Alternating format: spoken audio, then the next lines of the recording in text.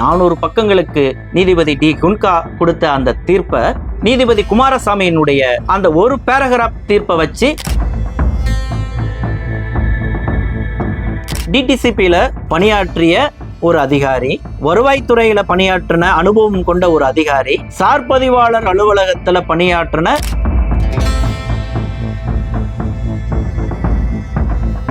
இன்னும் 10 வருஷம் 15 வருஷத்துக்கு இந்த வழக்கை இழுத்துக்கிட்டே போகணுமா?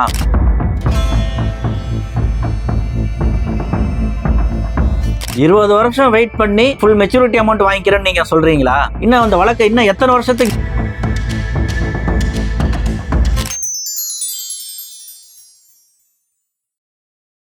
அங்குசம் நேயர்களுக்கு வணக்கம். நியோமேக்ஸ் தொடர்பான வழக்கு விவகாரத்தில் கடந்த ஏப்ரல் 2 அன்று நீதியரசர் பரத சக்கரவர்த்தி முன்பாக வழக்கு விசாரணைக்கு வந்த சமயத்தில் அந்த வழக்கு விசாரணையை 7ஆம் தேதிக்கு ஒத்தி வச்சு அன்னைக்கு ஸ்டேட்டஸ் ரிப்போர்ட் ஃபைல் பண்ணணும். இந்த வழக்கினுடைய காம்பிடென்ட் அத்தாரிட்டி டிஆர்ஓ மதுரை அவர்கள் நேரில் ஆஜராகணும், விசாரணை அதிகாரி நேரில் ஆஜராகணும் மற்றும் அரசு தலைமை வழக்கறிஞர் நேரில் ஆஜராகணும் அப்படின்னு சொல்லிட்டு ஒரு உத்தரவை பிறப்பிச்சிருந்தாங்க.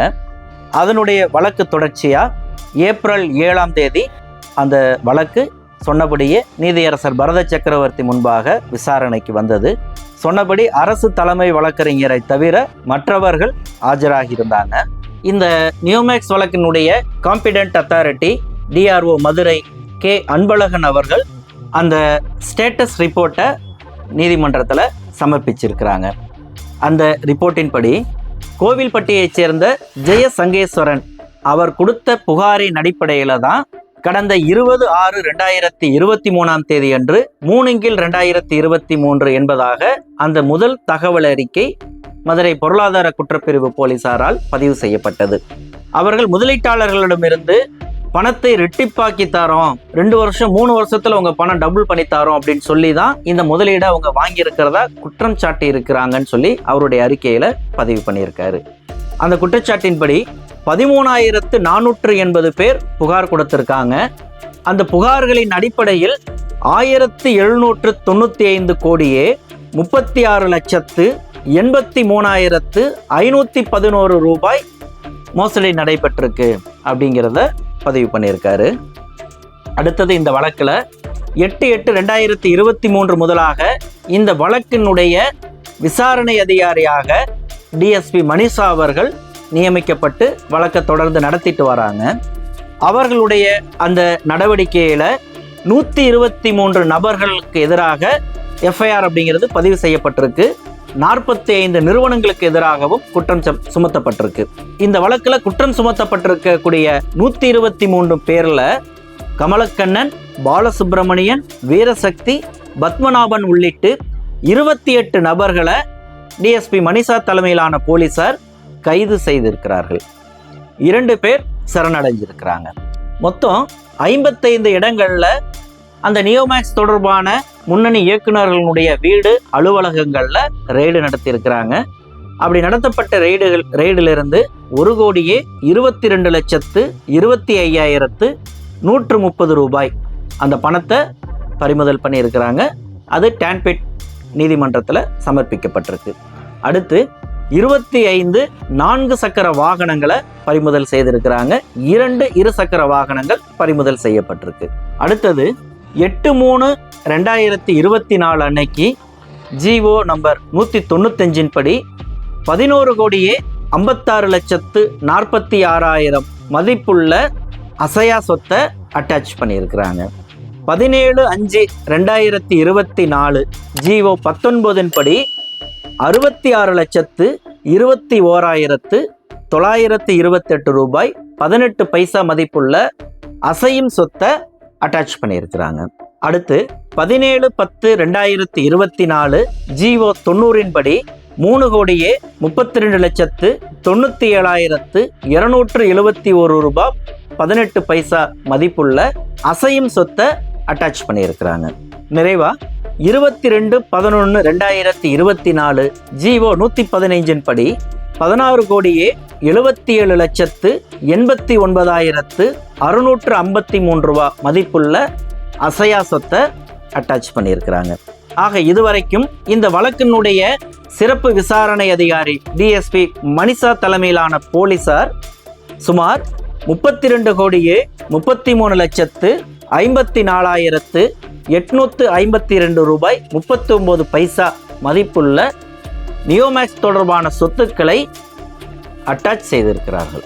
அப்போ இந்த வழக்கில் EOW போலீசார் என்ன செய்திருக்கிறாங்க அப்படிங்கிற இதுவரைக்கும் என்ன செய்திருக்கிறாங்கங்கிற அந்த ஸ்டேட்டஸை பல்வேறு பாதிக்கப்பட்ட முதலீட்டாளர்கள் தரப்பில் சில அதிருப்திகள் இருந்தது. அதை முந்தைய வீடியோக்களில் நம்ம பதிவு பண்ணியிருந்தோம். அதற்கு பதிலளிக்கும் விதமாக அவர்களுடைய செயல்பாடுகள் எப்படி இருந்தது, என்னெல்லாம் செய்திருக்கிறாங்கன்ட்டு காம்பிடன்ட் அத்தாரிட்டி DRO அவர்கள் இந்த பதிலை வழங்கியிருக்கிறாங்க. அரசியல், புலனாய்வு, சினிமா, ஆன்மீகம், இலக்கியம், மருத்துவம், வணிகம், மோசடி என எல்லா தகவல்களுடன் தமிழகத்தின் மையப்பகுதியில் இருந்த மாதம் இருமுறை வெளியாகும் நம் அங்குசம் இதழ் உங்கள் இல்லம் தேடி வர ஆண்டு சந்தா ரூபாய் 500 மட்டுமே. தொடர்பு எண் 9488842025. அங்குசம் செய்தி, மக்களுக்கான செய்தி. நீதியரசர் பரத சக்கரவர்த்தி முன்பாக ஏப்ரல் 7 அன்று மதியம் 2:15 மணிக்கு இந்த வழக்கு விசாரணைங்கிறது தொடங்கினோன்னு அரசு தரப்புல இந்த ஸ்டேட்டஸ் ரிப்போர்ட் ஃபைல் பண்ண தகவலை சொன்னதை ஏற்றுக்கிட்டதை தொடர்ந்து நியோமேக்ஸ் தரப்புல வழக்கறிஞர்கள் அவர்களுடைய வாதத்தை தொடங்கினாங்க. நியோமேக்ஸ் தரப்புல அவர் வழக்கமாக அந்த வழக்குகள் ஆஜராகக்கூடிய 1000 K செல்வகுமார் வழக்கறிஞர் அவர் ஆஜராகி இருந்தார். அவருடன் கூடுதலாக இந்த வழக்கில் top most senior advocate D Kumar அவர்கள் ஆஜராகி அவர்களுடைய வாதத்தை முன் வச்சிருக்கிறாங்க. இந்த இடத்துல இந்த நீதிமன்ற வழக்கு விசாரணைக்கு போவதற்கு முன்பாகவே ஒரு விஷயத்தை நம்ம பதிவு பண்ணிடலாம். நியோமேக்ஸ் தரப்பில் ஆஜராகி இருக்கக்கூடிய இந்த top most senior D Kumar அவர்கள் முன்னாள் முதல்வரும் அதிமுகவினுடைய பொதுச் செயலாளருமான ஜெயலலிதா, சசிகலா மற்றும் 4 பேருக்கு எதிராக சொத்து குவிப்பு வழக்கு நடந்தது. கர்நாடகத்தில் நடைபெற்ற அந்த சொத்து குவிப்பு வழக்குல நீதிபதி குன்கா அவர்கள் ஒரு 400 பக்கத்துக்கு அதிகமான ஒரு தீர்ப்பை வழங்கியிருந்தாரு. ஜெயலலிதாவுக்கு சிறை தண்டனை விதித்திருந்தாரு. ஜெயலலிதாவுக்கு விதிக்கப்பட்ட அந்த சிறை தண்டனைக்கு எதிராக நீதிபதி குமாரசாமி முன்பாக ஆஜராகி தனது வாதங்களை எடுத்து வைத்து அந்த வழக்கிலிருந்து ஜெயலலிதாவை விடுவித்த அந்த திறமைக்கு சொந்தக்காரர் இந்த top most senior D Kumar. அதாவது 400 பக்கங்களுக்கு நீதிபதி டி குன்கா கொடுத்த அந்த தீர்ப்பை நீதிபதி குமாரசாமியினுடைய அந்த ஒரு பேராகிராஃப் தீர்ப்பை வச்சு அந்த விடுதலையை வாங்கி தந்த பெருமைக்கு சொந்தக்காரர் நம்ம நியோமேக்ஸ் தரப்புல ஆஜராகியிருக்கிறாருங்கிறது இதில் ஒரு கூடுதலான ஒரு தகவல். நியோமேக்ஸ் தரப்புல தன்னுடைய வாதங்களை முன் வச்ச 1000 K செல்வகுமார் அவரை அடுத்து டி குமார் அவர்கள் தான் விரிவாக பல்வேறு விஷயங்களை சுட்டி காட்டினார். அப்போ அவர் சொல்லும் பொழுது 23,649 பேர் நியோமேக்ஸில் முதலீட்டாளர்களாக இருக்கிறாங்க. அவர்களுக்கு பிரித்து கொடுப்பதற்கு ஏதுவாக எங்கள் வசம் 5 கோடி சதுர அடி நிலங்கள் தயாராக இருக்கு. எப்போ வேணாலும் நாங்கள் அவங்களுக்கு பிரித்து கொடுக்க தயாராக இருக்கோம். போதுமான அளவுக்கு இடங்கள் இருக்கு அப்படிங்கிறத சொன்னார். அடுத்து EOW போலீசார் வெறும் 33 கோடி ரூபாய்க்குள்ள சொத்தை அட்டாச் பண்ணியிருக்கிறதா சொல்கிறாங்க. ஆனால் அவங்க அட்டாச் செய்திருக்கக்கூடிய அந்த சொத்துக்களின் மதிப்பு 3,300 கோடி ரூபாய்க்கு போகும். நீங்கள் இப்போ கம்ப்ளைண்ட் நீங்கள் சொல்லியிருக்கிறதே வெறும் 1,800 சொச்சம்தான் கம்ப்ளைண்ட் வந்திருக்கு. ஆனால் அதற்கு மேலேயே அதனுடைய மதிப்பு போகும். முதல்ல இவங்க 33 கோடி ரூபாய் எப்படி தீர்மானிச்சாங்க, யார் தீர்மானிக்கிறது அப்படிங்கிற ஒரு கேள்வியை எழுப்பினார். அதில் மிக முக்கியமாக நீதிபதியிட்ட அவர் எடுத்து வச்ச வாதம் அரசினுடைய வழிகாட்டி மதிப்புக்கும் சந்தை மதிப்புக்கும் இருக்கக்கூடிய அந்த வேறுபாடுங்கிறது எல்லா இடத்துலையும் இருக்கக்கூடியது தான். அதை கணக்கில் எடுத்துக்காம இவங்க 33 கோடி ரூபான்னு மென்ஷன் பண்ணியிருக்கிறாங்க அப்படின்னு ஒரு விஷயத்தை முன்வைக்கிறாரு. அதற்கு மாற்றாக DTCPயில் பணியாற்றிய ஒரு அதிகாரி, வருவாய்த்துறையில பணியாற்றின அனுபவம் கொண்ட ஒரு அதிகாரி, சார்பதிவாளர் அலுவலகத்தில் பணியாற்றின அனுபவம் கொண்ட ஒரு அதிகாரி, இவர்களை கொண்ட ஒரு குழுவை கொண்டு இந்த இடங்களை எல்லாம் மதிப்பீடு செய்யணும். அந்த மதிப்பீட்டு தொகையை தான் நீதிமன்றம் கணக்கில் எடுத்துக்கணுங்கிற ஒரு வாதத்தை முன்வைக்கிறாரு. இது ஒன்று. அடுத்த வாதம், இந்த வழக்கில் டூப்ளிகேட் டெபாசிட்தாரர்கள் நிறைய இருக்கிறாங்க அப்படின்னு ஒரு விஷயத்த சொல்றாரு. அவர் சொன்ன உடனேயே நீதியரசர் பரத சக்கரவர்த்தி அந்த வாதத்தை ஏற்கல. இது போல எல்லா கேஸ்லயுமே சொல்லிட்டு தான் இருக்கிறாங்க. ஏன்னா அது வந்து வழக்கை இழுத்தடிப்பதற்கான முயற்சிங்கிறத அந்த இடத்துல அவர் வந்து புரிஞ்சுக்கிட்டு தான் இந்த மாதிரி சிக்கல்கள் வரக்கூடாதுங்கிறதுக்காகத்தான் நான் அந்த விரிவான உத்தரவை நான் போட்டிருந்தேன். அதனால அது பிரச்சனை இல்லை, அடுத்த விஷயத்துக்கு போங்க அப்படின்னு வந்து சொல்லிட்டாருங்க. மிக முக்கியமா இந்த இடத்துல அவங்க இந்த வழக்கை இழுத்தடிக்கிறதுக்காகத்தான் இந்த வாதத்தை முன்வைக்கிறாங்க அப்படிங்கிறத உணர்ந்த உடனேயே இன்னும் 10 வருஷம் 15 வருஷத்துக்கு இந்த வழக்கை இழுத்துக்கிட்டே போகணுமா அப்படிங்கிற ஒரு கேள்வி எழுப்பி, எனக்கு தெரிஞ்சு முதலீட்டாளர்கள் ஒரு 3 வகையா இருக்கிறாங்க. ஒரு தரப்பு நிலமாக கொடுத்தாலும் பரவாயில்ல வாங்கிக்கிற மனநிலையில இருக்கிறாங்க. 2வது எனக்கு பணமாக வேணும்னு கேட்குற முதலீட்டாளர்கள் இருக்காங்க. 3வது தரப்பா சொன்னது போல எனக்கு நீ வாக்குறுதி கொடுத்தது போல முதிர்வு தொகையுடன் தான் எனக்கு வந்து பணம் திரும்ப வேணும்னு கேட்குறவங்க இருக்கிறாங்க. அப்போ இதை கணக்கில் எடுத்துக்கிட்டு நீங்கள் வந்து பேசுங்க. இந்த கடைசி நேரத்தில் புகார் கொடுக்காம விட்டு போனது ஒரு 5-10 பேர் வந்து அந்த கடைசி பஸ்ஸை மிஸ் பண்ணி இருந்திருக்கலாம். ஆனால் மக்கள் இன்னைக்கு வந்து பாதிப்பில் இருக்கிறாங்க, அவங்களுக்கு ஒரு நிவாரணத்தை கொடுக்க வேண்டிய இடத்துல இருந்து நீங்கள் இதை அணுகுங்க அப்படின்ட்டு ஒரு விஷயத்தை சுட்டி காட்டுறாரு. இந்த இடத்துல பாதிக்கப்பட்ட முதலீட்டாளர்கள் தரப்பிலிருந்து வழக்கறிஞர் கண்ணன் தனது வாதங்களை முன்வைக்கிறாரு. அவர் என்ன சொன்னாருன்னா, இந்த நியோமேக்ஸ் நிறுவனம் 10% தான் நிறுவனத்தின் பெயர்ல நிலங்களை வாங்கி போட்டிருக்காங்க. மீதி 90% அந்த முன்னணி இயக்குநர்களுடைய தம்பி, மாமே, சித்தப்பா அந்த மாதிரி சொல்லிட்டு பினாமி பெயர்களில் வந்து இடத்த வாங்கி போட்டிருக்காங்க அப்படிங்கிறது முதல் விஷயம். அப்போ இந்த இடங்களை அட்டாச்சி செய்வது தொடர்பாக இருக்கக்கூடிய சிக்கல்களை இப்படி டேரிங்காகவே அவர் சுட்டி காட்டிடுறாரு ஃபர்ஸ்ட். 2வது, இந்த நியோமேக்ஸ் விவகாரத்தில் இடி உள்ள வந்திருக்கு, ஐடி உள்ள வந்திருக்கு, ஜிஎஸ்டி உள்ள வந்திருக்கு. குறிப்பாக ஐடியும் ஜிஎஸ்டியும் அந்த நிறுவனம் செயல்பட்டு கொண்டிருந்த காலத்திலேயே ஒரு அந்த குறிப்பிட்ட கால இடைவெளியில் பல ரெய்டுகளை நடத்தி இருக்கிறாங்க. ஜிஎஸ்டிலாம் வந்து ஒரு 15 நாளைக்கு ஆஃபீஸே வந்து மூடி வச்சிருக்கிறாங்க இந்த வழக்கில் சிக்குவதற்கு முன்பாகவே. அப்போ இது போன்ற சம்பவங்கள்லாம் தொடர்ந்து நடைபெற்று இருக்குது. இது வந்து ஒரு மணி லாண்டரிங் கேஸ் மாதிரி இதை வந்து ட்ரீட் பண்ணணும் அப்படின்னு ஒரு வாதத்தை முன்வைக்கிறாரு. மிக முக்கியமாக இடியினுடைய விசாரணைக்கு நியோமேக்ஸ் நிறுவனத்தை சேர்ந்த முன்னணி இயக்குநர்கள் மிக சமீபத்தில் நேரில் ஆஜராகி அவர்கள் விளக்கத்தையும் கொடுத்துட்டு வந்திருக்கிறாங்க அப்படிங்கிற ஒரு வாதத்தை வழக்கறிஞர் கண்ணன் முன்வைக்கிறாரு. அடுத்து, இந்த நிலங்களுடைய அந்த சொத்து மதிப்பை மதிப்பீடு செய்வது தொடர்பாக ஒரு கமிட்டி அமைக்கணும்னு சொல்லிட்டு வந்து நியோமேக்ஸ் தரப்புல வாதத்தை முன் வச்சாங்க இல்லையா, அதை கடுமையாக எதிர்த்த கண்ணன், இவங்க இதே மாதிரி ஏற்கனவே 3 திட்டத்தை வந்து முன் வச்சாங்க. ஓய்வு பெற்ற நீதிபதியை நியமிக்கணும்னாங்க, அட்வொகேட் கமிஷனரை நியமிக்கணும் சொன்னாங்க. இப்போ 4வது முறையா திரும்ப வந்து இவங்களே ஒரு தீர்வு திட்டத்தை கொண்டு வராங்க. இது ஒவ்வொரு முறையும் நீதிபதிகளால் நிராகரிக்கப்பட்டிருக்கு. அப்ப திரும்ப பழையதையே திரும்ப வந்து கொண்டு வராங்க அப்படிங்கிறத ஒரு தனது ஆட்சேபனையாக அவர் பதிவு செய்தார். அடுத்து, இவங்க 5 கோடி நிலம் வந்து இருக்கு அப்படின்னு வந்து சொல்றாங்க. ஆனா அது எல்லாமே கருவேலங்காட்டுக்குள்ள வந்து இருக்குது. அந்த அளவுக்கு இவங்க சொல்ற அளவுக்கு மதிப்பு வாய்ந்த நிலங்கள் அவை இல்லை அப்படிங்கிற ஒரு வாதத்தை முன்வைக்கிறாரு. அடுத்தது, போலீசார் இன்னும் பல இடங்களை அட்டாச் செய்யவே இல்லை அப்படிங்கிற ஒரு வாதத்தையும் அவர் வந்து முன்வைக்கிறாரு. அப்போ நீதியரசர் மிக முக்கியமாக அவங்க இவர்களுக்கு எல்லாத்துக்கும் தீர்வை தேடி கொடுக்குற வகையில் இந்த 5000 கோடி சதுரடி நிலங்கள் எங்கள்கிட்ட கைவசம் தயாராக இருக்குன்னு சொன்ன போதே அதெல்லாம் அட்டாச் பண்ணிட்டீங்களா அப்படின்னு வந்து நீதியரசர் கேட்குறாரு. இல்லைன்னு சொல்லி நியோமேக்ஸ் தரப்புல சொல்றாங்க. அப்போ அதை குறிப்பிட்டு தான் கண்ணன் என்ன சொல்றாரு, போலீசார் இன்னும் பல இடங்களை அட்டாச் செய்யவில்லை அப்படிங்கிற ஒரு தகவலை பதிவு பண்றாரு. அடுத்தது, மிக முக்கியமா இந்த வழக்கு ஒரு சிக்கலுக்குரியது.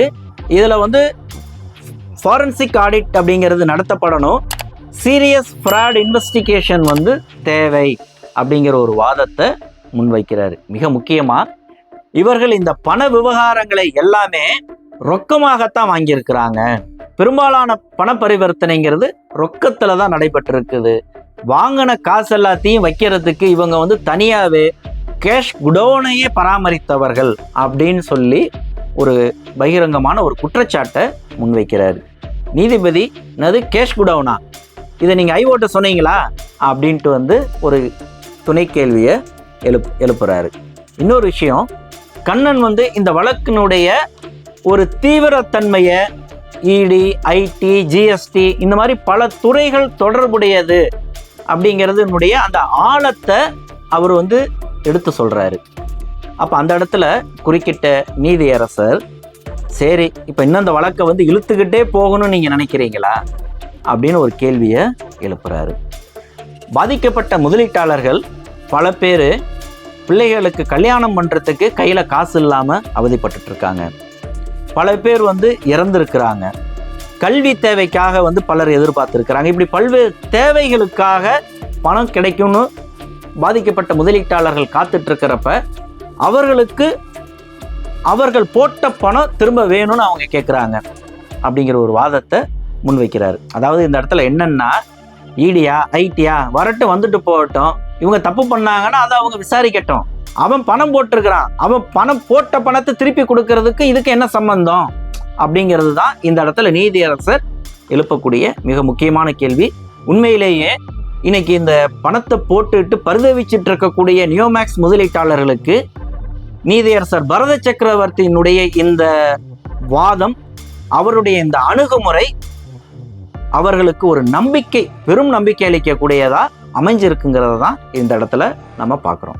அப்புறம் அதை தொடர்ந்து வழக்கறிஞர்கள் சோலைச்சாமி, லெனின்குமார், அழகர்சாமி, இப்படி அடுத்தடுத்து பல்வேறு பாதிக்கப்பட்ட முதலீட்டாளர்கள் தரப்பிலிருந்தும் அவர்களுடைய வாதங்களை முன் வச்சாங்க. மிக முக்கியமாக வழக்கறிஞர் சோலைச்சாமி சொல்லும்போது இந்த அஸ்ட்ரோனிஸ் ப்ராப்பர்ட்டிஸ் அந்த விவகாரத்தை நீதிபதியினுடைய கவனத்துக்கு கொண்டு போயிருந்தார். நம்ம இதுக்கு முந்தைய வீடியோவில் அந்த தகவலை பதிவு செய்திருந்தோம். அடுத்தது வழக்கறிஞர் லெனின்குமார் தரப்பில் வாதத்தை முன்வைக்கும் பொழுது பல்வேறு இடங்கள் அட்டாச்சி செய்கிறதுல இருக்கக்கூடிய சிக்கல்களை வந்து குறிப்பிட்டிருந்தார். அடுத்தது வழக்கறிஞர் அழகர்சாமி அவர் பேசும்போது அந்த பாதிக்கப்பட்ட முதலீட்டாளர்கள் பல பேர் வந்து புகார் கொடுக்க முடியாத சூழல், அதை வந்து பதிவு செய்திருந்தார். அப்போ இதெல்லாத்தையும் வந்து கன்சிடர் பண்ணவர் குறிப்பாக வந்து வழக்கறிஞர் சோலைசாமி கிட்டேயே அட்டாச் செய்யலை அப்படின்னு சொன்னால் சம்மந்தப்பட்ட சர்வே நம்பரை கொடுங்க, இப்போவே பதிவு பண்ணிக்கலாம் அப்படிங்கிற மாதிரி வந்து கேட்டிருந்தாரு. அது இண்டிவிஜுவலாக ஒரு சர்வே நம்பர் சொல்ல முடியாது, ஏற்கனவே நாங்கள் ரெட் பெட்டிஷன் வந்து தாக்கல் பண்ணியிருக்கோம்னு சொல்லும்போது அந்த ரெட் பெட்டிஷன் நம்பரை சொல்லுங்கள், சேர்த்துக்கலாம் அப்படின்னு சொல்லியிருந்தாரு. அப்போ இதனுடைய தொடர்ச்சியாக தொகுப்பாக என்ன முடிவாக சொல்லியிருக்கிறாருன்னா, இந்த நியோமேக்ஸ் தொடர்பான நிலங்களை அட்டாச்சி செய்வது தொடர்பாக உங்கள் கைவசம் சர்வே நம்பர்கள் ஏதும் இருந்தால், அதாவது இதுவரை EOW போலீசார் அந்த இடங்களை, நியோமேக்ஸுக்கு சொந்தமான இடங்களை அட்டாச்சி செய்யவில்லை என்பது உங்கள் கவனத்திற்கு வந்ததுன்னா அந்த சர்வே நம்பரை கோர்ட்டில் நீங்கள் வந்து ரெப்ரசன்ட் பண்ணுங்க, கோர்ட்டில் நீங்கள் சமர்ப்பீங்க, அதற்கு நான் சேர்த்துக்கிறேன், அந்த வழக்கில் சேர்த்துங்கன்னு சொல்லி நீதியரசர் ஒரு குறிப்பான ஒரு உத்தரவை கொடுத்திருக்கிறாரு. இந்த வழக்கு விசாரணையின் போக்கில் வழக்கறிஞர் கண்ணன் ஒரு தரப்புலையுமே நியோமேக்ஸ் தரப்பு ஒரு வாதங்களை முன்வைக்கும் பொழுதுமே அவர் தரப்பு ஒரு தெளிவான கருத்தை தொடர்ந்து வலியுறுத்திக்கிட்டே இருந்தார். ஒரு கட்டத்தில் நீதியரசர் பரத சக்கரவர்த்தி அவர்களே குறுக்கிட்டு, இந்த ஆன்லைன் விசாரணையில் இதுதான் சிக்கல், உங்களுக்கு வரும்போது நான் வாய்ப்பு கொடுக்குறேன், கொஞ்சம் வெயிட் பண்ணுங்கன்னு சொல்லி வழக்கறிஞர் கண்ணனை ஒரு 2-3 முறை தடுத்து நிறுத்தினார். ஆனால் அவர் சொல்ல வர விஷயத்தை திரும்ப சொல்வதற்கு அவர் முனைப்பாகவே இருந்தார். கடைசியாக திரும்பவும் கண்ணன் பழையபடி அந்த 10% இடம்தான் அவங்க பேரில் வாங்கியிருக்காங்க, 90% பினாமி வாங்கியிருக்கிறாங்க, இடி ஐடி ஜிஎஸ்டி அப்படின்னு சொல்லி தொடர்ந்து அவர் வந்து அதுக்கு அழுத்தம் கொடுக்கவும் ஒரு கட்டத்தில் நீதியரசர் பரத சக்கரவர்த்தி கொஞ்சம் கடுப்பே ஆகிட்டார். அப்போ உங்கள் தரப்பில் 20 வருஷம் வெயிட் பண்ணி ஃபுல் மெச்சூரிட்டி அமௌண்ட் வாங்கிக்கிறேன்னு நீங்கள் சொல்கிறீங்களா, இன்னும் அந்த வழக்கை இன்னும் எத்தனை வருஷத்துக்கு இழுத்துட்டு போகணும்னு நீங்கள் நினைக்கிறீங்க அப்படிங்கிற ஒரு கேள்வியை கடுமையாகவே அவர் வந்து முன்வைக்கிறாரு. அதை விட மிக முக்கியமான இன்னொரு கேள்வியும் எழுப்பினார். ஏன் உங்களுக்கு சேமிப்பு செய்யறதுக்கு போஸ்ட் ஆஃபீஸில் ஸ்கீம்ஸ் இருக்குது, கவர்மெண்ட் வங்கிகளில் பல்வேறு ஸ்கீம்ஸ் இருக்குது, அங்கெல்லாம் போகாமல் இங்கேயே நீங்கள் முதலீடு பண்ணீங்க, டான்பிட் போன்ற பல்வேறு சட்டங்கள் நடைமுறையில் இருக்கிற காலத்தில் தான் வருஷத்துக்கு 10 கம்பெனிகள் இது போல பல்வேறு குற்றச்சாட்டுகளில் சிக்குது, இதுக்கு என்ன சொல்கிறீங்க அப்படிங்கிற ஒரு கேள்வியையும் கடுமையாக வந்து முன்வைக்கிறார். அதாவது நியோமேக்ஸுக்கு எதிராக வழக்கறிஞர் கண்ணன் அவர்கள் முன்வைத்த அந்த குற்றச்சாட்டுகளை நீதியரசர் பரத சக்கரவர்த்தி புறக்கணிக்கல, அதை கன்சிடர் பண்றாரு. இடி இன்வால்வ் ஆயிருக்கா, ஐடி இன்வால்வ் ஆயிருக்கா, ஜிஎஸ்டி இன்வால்வ் ஆயிருக்கா, அவங்கள எல்லாத்தையும் ஒரு பார்ட்டியா சேரு, அவங்கள்ட்ட விளக்கத்தை கேளு அப்படின்ட்டு வந்து ஒரு ஆர்டர் போட்டுறாரு. அப்ப அது அவரோட கவனத்துக்கு அதுவரை போகாம இருக்குங்கிறது தான் இதுல நம்ம பார்க்க வேண்டிய விஷயம். இன்னும் குறிப்பா நியோமேக்ஸ் நிறுவனத்தினுடைய அந்த முன்னணி இயக்குநர்கள் இடியினுடைய நேரடி விசாரணைக்கு ஆஜராயிட்டு வந்தாங்கங்கிற தகவலே கண்ணன் தான் அந்த இடத்துல சொல்றாரு. இன்னும் சொல்ல போனா இவங்களுடைய அந்த சொத்துக்கள் எல்லாத்தையுமே ஈடியும் வந்து அட்டாச் பண்ணி இருக்குது அப்படின்னு சொல்லிட்டு அதனுடைய அந்த பிரஸ் ரிலீஸையும் கண்ணன் வந்து ஓப்பன் கோர்ட்ல அப்படியே வாசிச்சாரு. அப்ப இந்த விவரங்கள்லாம் நீதியரசர் பரத சக்கரவர்த்திக்கு இப்பதான் முதலா தெரிய வருது. இது முதல் விஷயம். அப்ப அவரு வழக்கறிஞர் கண்ணன் வைத்த குற்றச்சாட்டுகளை மறுதளிக்கவில்லை, அதை புறக்கணிக்கவில்லை, அதை ஏற்றுக்கொண்டார். ஆனால் அதே நேரத்துல அவருக்கு இன்னொரு டாஸ்க் இருக்கு. பாதிக்கப்பட்ட முதலீட்டாளர்கள் பரிதவிப்புல இருக்கிறான். இன்னும் எத்தனை வருஷத்துக்கு இந்த கேஸை இழுத்துக்கிட்டே போகிறது? அப்ப ஏதோ ஒரு வகையில அவனுக்கு ஏதோ ஒரு தீர்வை நம்ம கொடுத்தாகணும் அப்படிங்கிற அந்த ஒரு மனநிலையில இருந்துதான் இந்த வழக்கை நீதியரசர் பரத சக்கரவர்த்தி தொடர்ந்து அதை நடத்தினாரு. ஏப்ரல் 7 அன்று நடந்த இந்த வழக்கு விசாரணையுடைய சாரம்சமா எதை சொல்லலாம் அப்படின்னு சொன்னா, EOW போலீசார் இந்த நியோமேக்ஸ் விவகாரத்துல எந்த வேலையுமே செய்யலையா அப்படிங்கிற ஒரு அதிருப்தி இருந்தது. என்னதான் செய்தாங்க அப்படிங்கிற ஒரு கேள்வி இருந்தது. அதற்கு விடையளிக்கும் விதமாக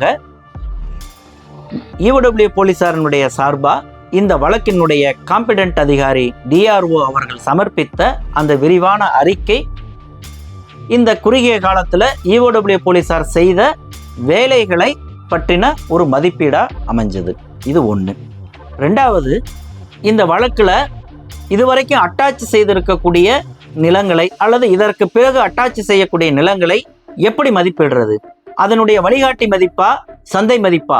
அப்ப யார் சொல்றதை எடுத்துக்கிறது அப்படிங்கிற ஒரு குழப்பம் இருந்தது. அந்த குழப்பத்தை நிவர்த்தி செய்யும் வகையில தான் அந்த DTCP அதிகாரி, ரெவென்யூ அதிகாரி, சார்பதிவாளர் அலுவலகத்துல பணியாற்றினவங்க இவர்கள் எல்லாத்தையுமே ஒரு பிரதிநிதித்துவம் கொண்ட ஒரு நபர்களையும், அடுத்தது பாதிக்கப்பட்ட முதலீட்டாளர்கள் தரப்பிலிருந்தும் ஒருவர் அதுல இடம்பெறும் வகையிலும், அடுத்தது அரசு சாராத தனியார் சார்ந்த மதிப்பீட்டாளர்களையும் உள்ள கொண்டு வர்றது அப்படிங்கிற விஷயத்தை எல்லாத்தையுமே இன்னைக்கு அந்த வழக்கு விசாரணையில ஒரு விவாதமா நடந்திருக்குது.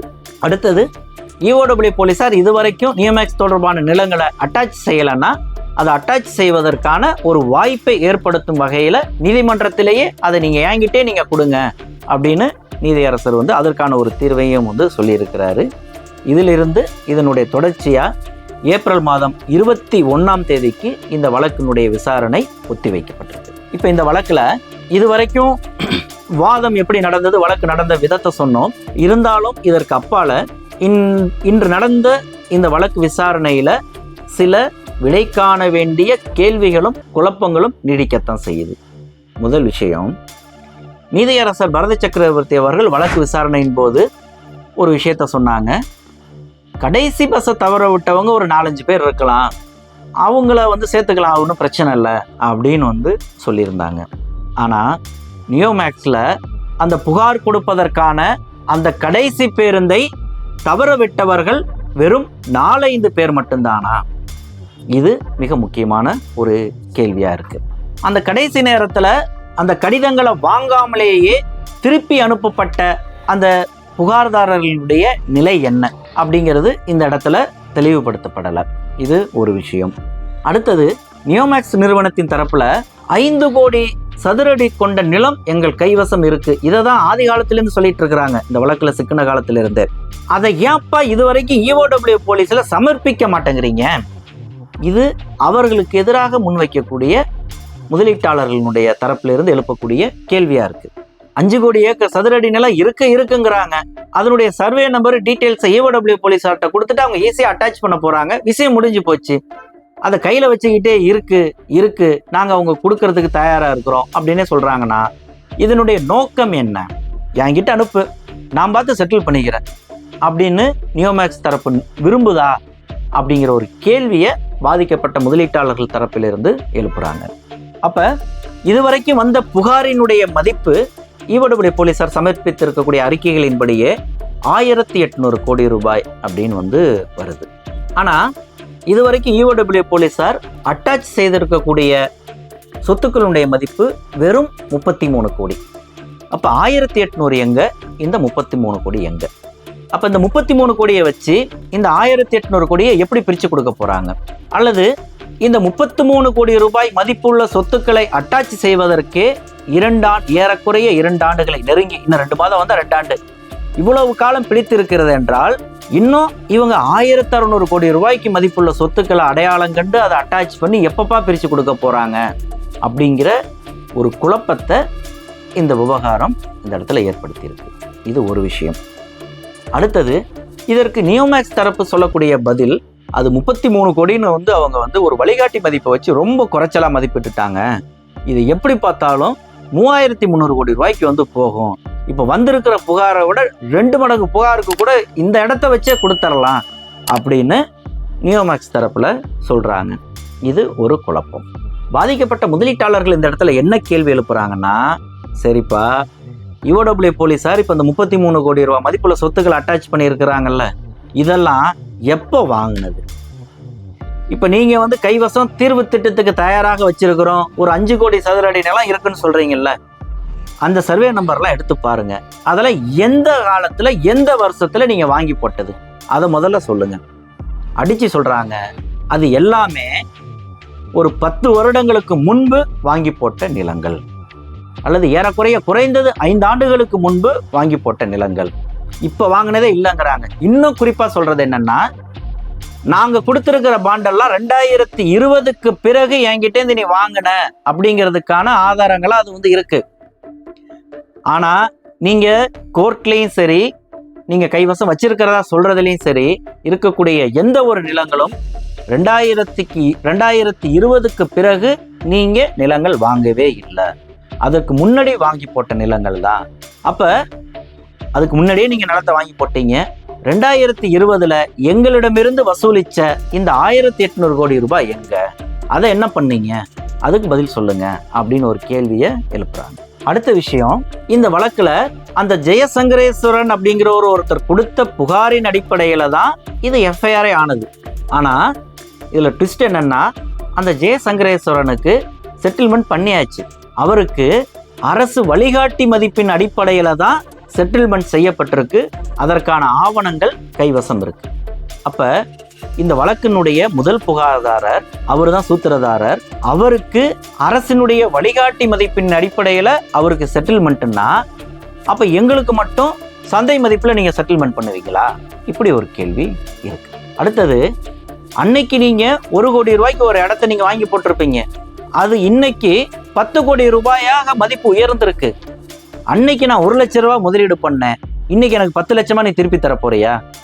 அன்னைக்கு போட்ட 1 லட்சத்தையே இன்னைக்கு நீ திருப்பி தர்றதுக்கு சந்தை வழிகாட்டி மதிப்பை நீங்க எப்படி எடுத்துக்க முடியும் அப்படிங்கிற ஒரு வாதத்தையும் பாதிக்கப்பட்ட முதலீட்டாளர் தரப்புல எழுப்புறாங்க. அடுத்தது, இந்த பத்திரங்களை வச்சிருந்தவங்களோட கதி என்ன அப்படிங்கிறது இன்னும் ஒரு தெளிவுபடுத்தப்படாததா இருக்கு. அதாவது திருப்பி அனுப்பப்பட்ட புகார்களை திரும்பி வாங்குறதுக்கான ஒரு வாய்ப்புங்கிறது ஒன்று சொன்ன மாதிரியே, இந்த பாண்டுகளா இல்லாம பத்திரங்கள்ல முதலீடு பண்ணியிருக்காங்க. குறைஞ்சபட்சம் அதெல்லாம் 30 லட்சத்துக்கு மேலதான் இருக்கு, கோடிகள்ல இருக்கு. அது எல்லாமே இன்னும் இந்த கணக்குல சேர்க்கப்படாமல் இருக்கு. அப்ப அது எப்போது, அதற்கு என்ன தீர்வு அப்படிங்கிறது ஒரு விடை காண முடியாத கேள்வியா இருக்கு. இது ஈஓடபிள்யூ போலீசார் தான் நீதிமன்றத்தினுடைய கவனத்துக்கு கொண்டு சென்று அவர்களையும் இந்த புகார் பட்டியல்ல சேர்ப்பதற்கான வழிவகை செய்யணுங்கிறத பாதிக்கப்பட்ட முதலீட்டாளர்கள் தரப்புல இருந்து முன்வைக்கிறாங்க. மிக முக்கியமா ஒரு 4 நம்பர்ல தான் ஈஓடபிள்யூ போலீசார் அந்த அட்டாச்மெண்ட் அப்படிங்கிறத செஞ்சிருக்கிறாங்க. புகார்களுடைய எண்ணிக்கை 23,000 சொச்சம் இருக்கிறதா அவங்களே சொல்றாங்க. அப்ப இதுல இன்வால்வ் ஆகியிருக்கக்கூடிய அந்த சர்வே நம்பர்கள் அதை ஐடென்டிஃபை பண்றதே ஒரு பெரிய ப்ராசஸ். அப்ப தன்னிடம் வந்த புகார்கள்ல இருக்கக்கூடிய நியோமேக்ஸ் தொடர்பான அந்த சொத்துக்களை அவர்கள் இதுவரை எவ்வளவு சர்வே நம்பர்களை அல்லது எவ்வளவு ஏக்கர் நிலங்களை அடையாளம் கண்டிருக்காங்க. முதல்ல அடையாளம் காணுவதே முதல் விஷயம். அந்த 23,000 கம்ப்ளைண்ட்டை முதல்ல புரட்டி பார்த்து அதில் சம்பந்தப்பட்டிருக்க சர்வே நம்பரை அவர்கள் பட்டியலிட்டு முடித்து விட்டார்களா? இதுவே ஒரு கேள்வியா இருக்கு. அடுத்தது, இது போன்ற அடையாளம் காணப்பட்ட சொத்துக்களை அட்டாச் செய்வதில் என்ன சிக்கல்கள் இருக்கு அவங்கள்ட்ட? நம்ம ஏற்கனவே சொன்ன மாதிரி ரெவென்யூ டிபார்ட்மெண்ட் விஓஓ தொடங்கி தாசில்தார் வரைக்கும், சார்பதிவாளர் அலுவலகம் வரைக்கும் அதில் பல்வேறு வில்லங்கங்களை சிக்கல்களை கடந்து தான் இந்த அட்டாச்மெண்ட் அப்படிங்கிற இடத்துக்கே அவர்கள் வந்தாகணும். அப்ப நீதியரசர் பரத சக்கரவர்த்தியினுடைய அந்த தீர்ப்பின் அடிப்படையில் ஒரு 3 மாத காலத்துக்கு அல்லது ஒரு குறிப்பிட்ட காலத்துக்கு வருவாய்த்துறையிலிருந்து ஒரு 4 பணியாளர்களையும் போலீசார் தரப்பிலிருந்து ஒரு 3 பேரையும் நியமித்திருந்தாங்க. அந்த ஒரு காலம் முடிந்து வருவாய்த்துறை பணியாளர்கள் திரும்ப போயிட்டாங்க. போலீசார் மட்டும் ஒரு 3 பேர் இன்னும் வேலை செய்துட்டு இருக்கிறாங்க. ஆனா முறையான உத்தரவு இன்னும் வரல அப்படிங்கிற ஒரு விஷயத்த குறிப்பிடுறாங்க. அப்ப இந்த அட்டாச்மெண்ட் செய்வது தொடர்பா இருக்கக்கூடிய சிக்கல்களை EOW போலீசார் நீதிமன்றத்தினுடைய கவனத்திற்கு எடுத்து சென்று அவர்களுடைய அந்த நீதியரசர் பரத சக்கரவர்த்தியினுடைய உரிய வழிகாட்டுதலை பெற்று போதுமான பணியாளர்களை நியமிப்பதற்கும் இந்த வழக்கு அடுத்த கட்டத்துக்கு நகர்த்துவதற்கும் EOW போலீசார் தான் இதில் கொஞ்சம் ஒரு முன்முயற்சி எடுக்கணும். ஏன்னா இன்னைக்கு பார்த்த விசாரணையிலேயே நீதியரசர் பரத சக்கரவர்த்திக்கு இந்த வழக்கை ஏதோ ஒரு வகையில் பாதிக்கப்பட்ட முதலீட்டாளர்களுக்கு ஒரு தீர்வை ஏற்படுத்தி கொடுக்கணும் அப்படிங்கிற ஒரு நல்ல எண்ணத்திலிருந்து அந்த வழக்கை அவர் நகர்த்தி கொண்டு செல்கிறார்ங்கிறது தெளிவாக நமக்கு தெரியுது. அவருக்கே பல விஷயங்கள் கவனத்திற்கு போகாமல் இருக்கு அப்படிங்கிறதும் நமக்கு இந்த வழக்கு விசாரணையில் தெரிய வந்தது. அப்போ EOW போலீஸார் தான் அந்த நீதியரசரனுடைய கவனத்துக்கு சில விஷயங்களை கொண்டு போய், அதாவது அவர்கள் எதிர்கொள்ளக்கூடிய சிக்கல்கள் அதற்கு தீர்வு காணக்கூடிய வகையில் வழிமுறைகளை அவர்கள் காணணும். இந்த வழக்கை கொஞ்சம் விரைந்து நடத்திட்டு போகணும் அப்படிங்கிறது தான் பாதிக்கப்பட்ட முதலீட்டாளர்கள் தரப்பில் இருக்கக்கூடிய ஒரு எதிர்பார்ப்பாக இருக்குது. தொடர்ந்து இந்த வழக்கு தொடர்பான விவரங்களை தொடர்ந்து நாம் பேசுவோம். நன்றி. அரசியல், புலனாய்வு, சினிமா, ஆன்மீகம், இலக்கியம், மருத்துவம், வணிகம், மோசடி என எல்லா தகவல்களுடன் தமிழகத்தின் மையப்பகுதியில் இருந்து மாதம் இருமுறை வெளியாகும் நம் அங்குசம் இதழ் உங்கள் இல்லம் தேடி வர ஆண்டு சந்தா ரூபாய் 500 மட்டுமே. தொடர்பு எண் 9488842025. அங்குசம் செய்தி, மக்களுக்கான செய்தி.